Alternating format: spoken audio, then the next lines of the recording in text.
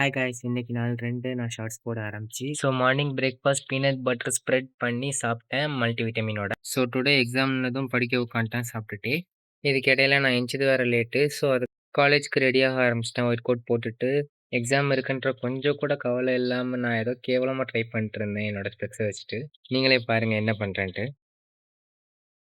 சிறப்பான செயல்ட்டு நானும் காலேஜ் கிளம்பிட்டேன். வெளியே போய் பார்த்தா தான் தெரியுது உச்சிவேல் மண்டையை பொழக்குது. எக்ஸாம் முடிஞ்சது காலேஜ் விட்டாங்க. நானும் சிறப்பாக கிளம்பி வந்துட்டேன் கைஸ். பசங்க எல்லாரும் ஹாஸ்டல் ஃபுட் நல்லா இல்லைன்ட்டு மெஸ்ஸில் போய் கம்ப்ளைண்ட் பண்ண போனாங்க.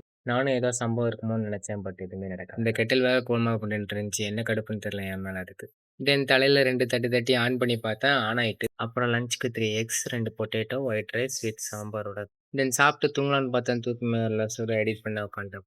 தென் சிக் பீஸை வச்சுட்டு அதையும் பெரிய ஒர்க் அவுட்டாக சாப்பிட்டுட்டேன். ஏன் என்கிட்ட கிரியாட்டின் எதுவுமே இல்லையான்னு கேட்காது.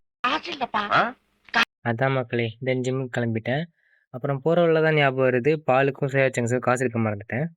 தென் கையோட காசு எடுத்துகிட்டு கிளம்பி டுடே லெக் டேன்றனால ஸ்ட்ரெச்சிங்லாம் போட்டுட்டு எல்சிட் பண்ணிட்டு இருந்தேன் 3 செட்ஸ்.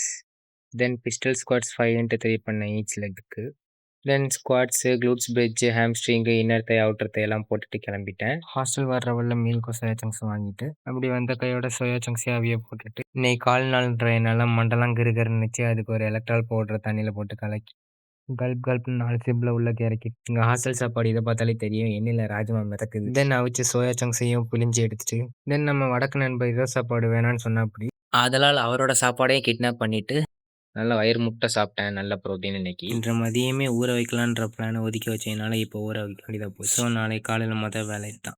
தென் பால் கொதிச்சதும் எங்கள் அம்மா தந்த என்ஷோரோட ஒரு மிக்ஸை போட்டுட்டு நல்லா நிம்மதி அந்த பாலை குடிச்சிட்டு முன்னாடியே முடிச்சுக்கிட்டேன் கைஸ்.